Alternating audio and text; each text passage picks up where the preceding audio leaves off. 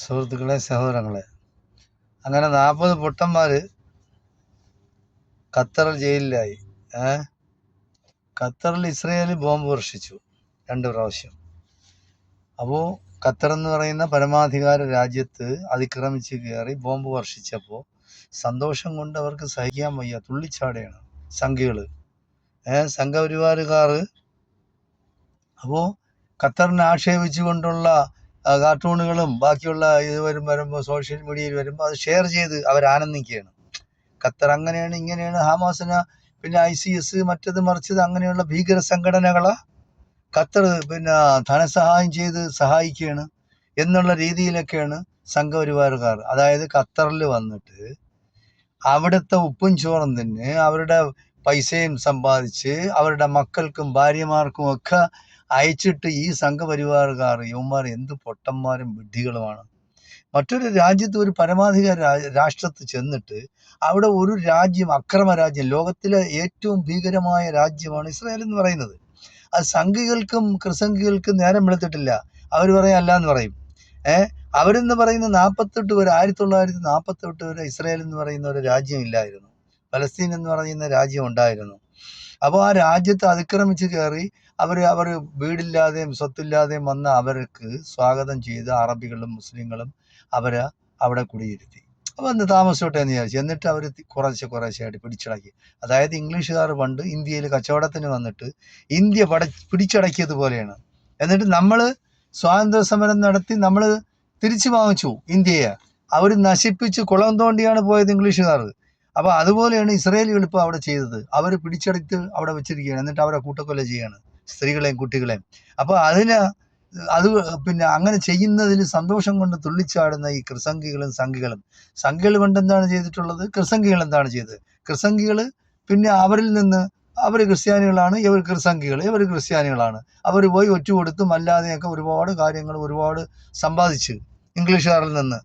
ഇന്ത്യയിലെ എല്ലാ സംസ്ഥാനങ്ങളുടെയും തലസ്ഥാനങ്ങൾ നിങ്ങൾ എടുത്ത് നോക്കണം, ക്രിസ്ത്യൻ പിന്നെ സ്ഥാപനങ്ങളാണെല്ലാം. അതെല്ലാം ഇംഗ്ലീഷുകാർ കൊടുത്തതാണ്. അപ്പോൾ ചെരുപ്പ് തക്കി കിടന്ന പിന്നെ സംഘ പരിവാറുകാർ അവരും അതുപോലെ തന്നെ. സ്വാതന്ത്ര്യ സമരത്തിൽ നിങ്ങൾ യാതൊരു കാരണവശാലും പങ്കെടുക്കരുത്. വെറുതെ സമയം വേസ്റ്റ് ആക്കണ്ട. നമുക്ക് RSSനെ സംഘടിപ്പിക്കാം. അങ്ങനെ അവർക്ക് വേണ്ടി നമുക്ക് ബാക്കിയുള്ളത് ചെയ്യാം. അപ്പോൾ അവരും ഇവരും ഒക്കെ ഒരേപോലെയാണ്. അതേ സിദ്ധാന്തമാണ് ഖത്തറിൽ അവർ വെച്ച് പുലർത്തിയത്.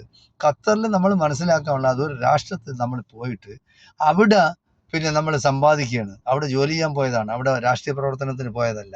അപ്പോൾ അവിടെ നിന്ന് കിട്ടുന്ന ഈ പണം കൊണ്ട് നമ്മുടെ മക്കൾ വിദ്യാഭ്യാസം ചെയ്യുന്നു, നമ്മുടെ ഭാര്യയ്ക്ക് നമ്മൾ വസ്ത്രങ്ങൾ വാങ്ങിച്ചു കൊടുക്കുന്നു, നമ്മുടെ ആഹാരം കഴിയുന്നു, വീട് വയ്ക്കുന്നു, എന്തായാലും ശരി എല്ലാ കാര്യങ്ങൾക്കും സമ്പാദിക്കുന്നത് ഖത്തറിൽ നിന്ന്.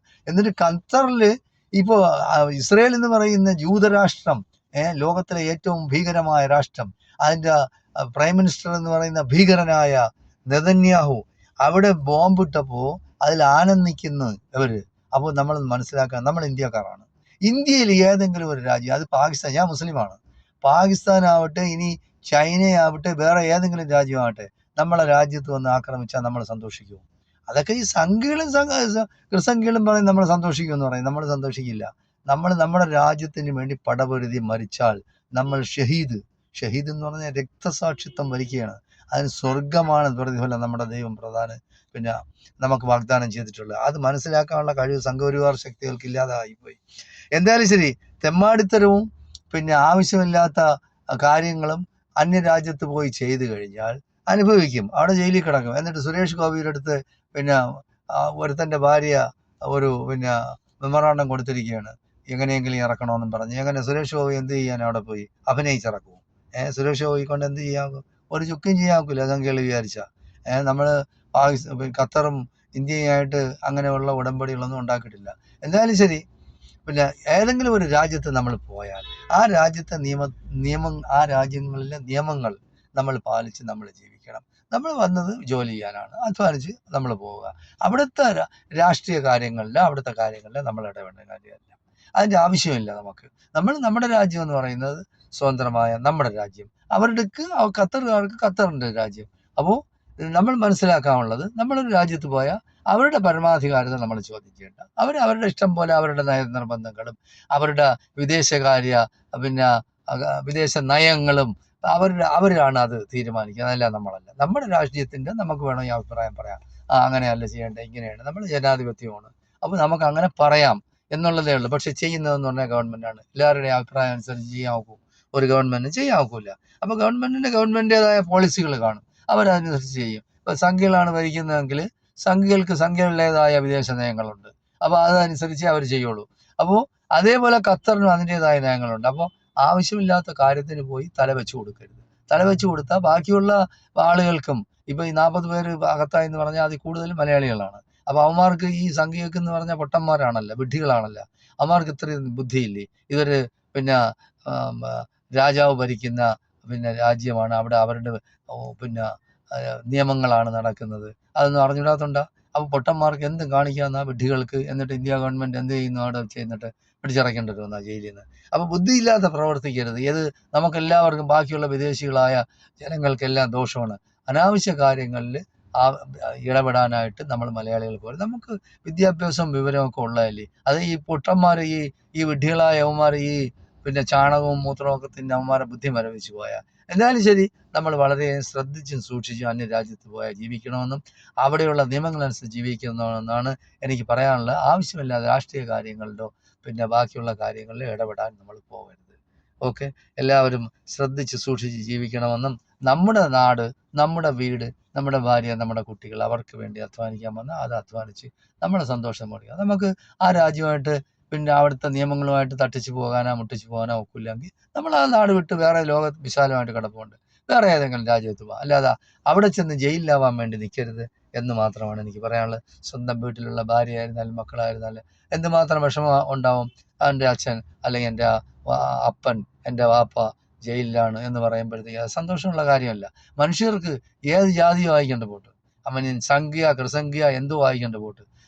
എന്നെ സംബന്ധിച്ചിടത്തോളം പറയുകയാണെങ്കിൽ വിഷമം മനുഷ്യർക്കുണ്ടാകുന്നത്, ആ ദുഃഖം നമുക്കും ബാധകമാണ്. അപ്പോൾ മനുഷ്യസ്നേഹികളായി നമ്മൾ വർത്തിക്കണമെന്നാണ് എനിക്ക് എല്ലായിടത്തും പറയാനുള്ളത്.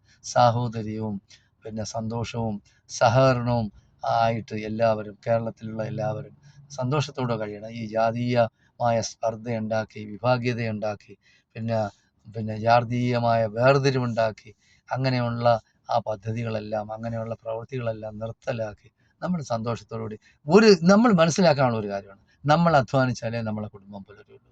ഈ സംഖ്യകളോ കൃസംഖ്യകളോ ഒന്നും നമുക്കൊന്നും തരില്ല, അതിൻ്റെ നേതാക്കന്മാരും തരില്ല. അവന്മാർക്ക് അതിൻ്റെതായ ചില അജണ്ടകളുണ്ട്, അവർക്ക് അതിൻ്റെതായ സൗകര്യങ്ങളും അതിനുള്ള പ്രതിഫലവും ഒക്കെ അവർക്ക് കിട്ടും, നമുക്കത് കിട്ടില്ല. നമ്മൾ അധ്വാനിച്ചാലേ ഉള്ളൂ. അതുകൊണ്ട് അത് കണ്ടും സൂക്ഷിച്ച് മനസ്സിലാക്കി അവനവൻ്റെ വീടിൻ്റെ ഐശ്വര്യത്തിന് വേണ്ടി പ്രവർത്തിക്കണം, അവനവൻ്റെ നാടിൻ്റെ ഐശ്വര്യത്തിന് വേണ്ടി പ്രവർത്തിക്കണം എന്നാണ് എനിക്ക് പറയാനുള്ളത്.